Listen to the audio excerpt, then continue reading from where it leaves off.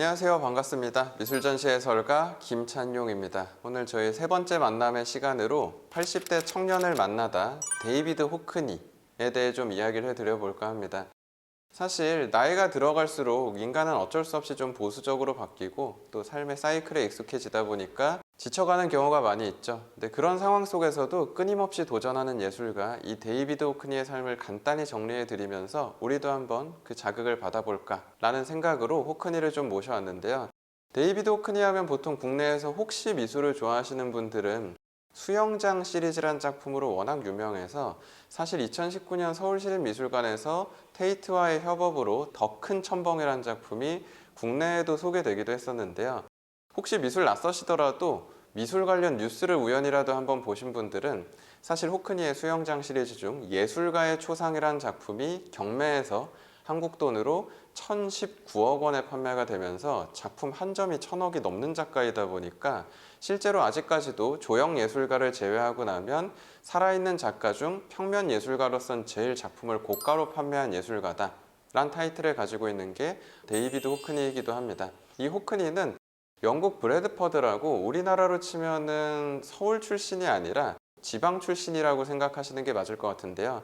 영국 북부에 있는 브래드퍼드에서 5남매 중에 막내 아들로 태어난 게 데이비드 호크니였습니다. 근데 아버님하고 어머님이 아들을 너무 또 막내고 하다 보니까 아끼고 사랑해줬던 분이셨어가지고 마치 피카소처럼 데이비드 호크니도 실제로 피카소를 존경하며 브래드퍼드 예술학교를 다니던 시절부터 흔히 말하는 일러스트 같은 그림을 정말 잘 그렸던 아이로 유명했다고 하고요.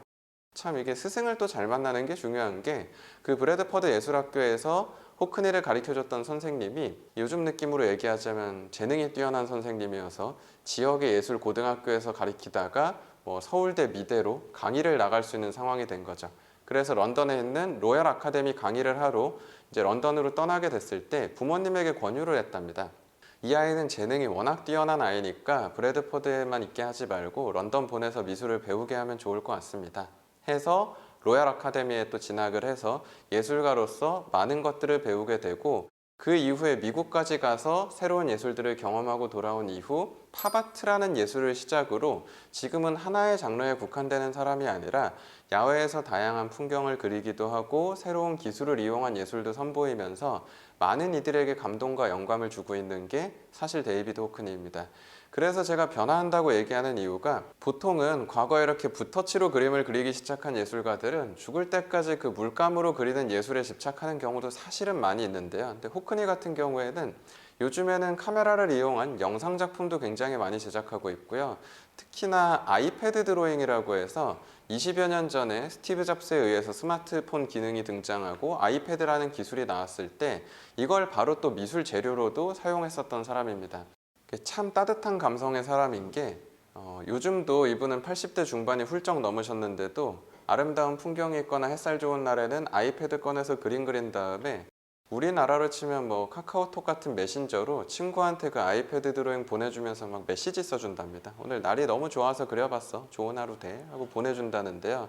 근데 이 따뜻한 감성을 본인이 독점하는 게 아니라 우리에게 나누기 위해서 공공미술 형태로 또 많이 제작합니다.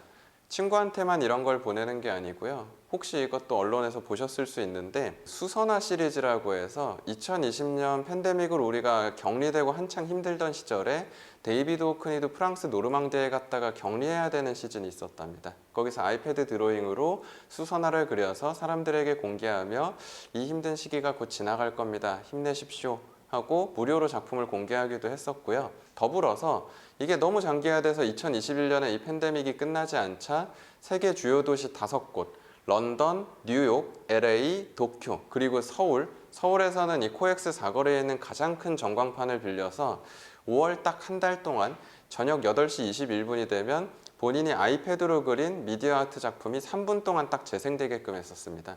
아름다운 해가 뜨고 반짝이는 하루가 끝나고 나면 메시지가 지나가는데요. 그 메시지는 그 누구도 태양과 죽음을 오랫동안 볼 수 없음을 기억하십시오 라는 문장이 뜨면서 우리가 마치 계속 태양을 바라볼 수 없는 것처럼 우리가 팬데믹을 통해 죽음을 너무 이미 많이 목격했으니 이 역시 금방 지나가고 건강한 일상이 돌아올 거다 라는 위로의 메시지를 작품으로 남기기도 했습니다.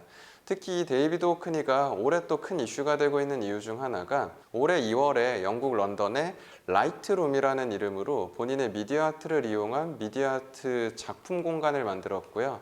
마치 우리나라의 빛의 벙커, 빛의 시어터 이런 공간처럼 공간 자체가 예술인 형태의 실험적인 예술을 끊임없이 선보이고 있습니다. 이게 데이비드 호크니가 청년과 같은 예술가다라고 평가받고 있는 이유라고 봐주시면 좋을 것 같은데요.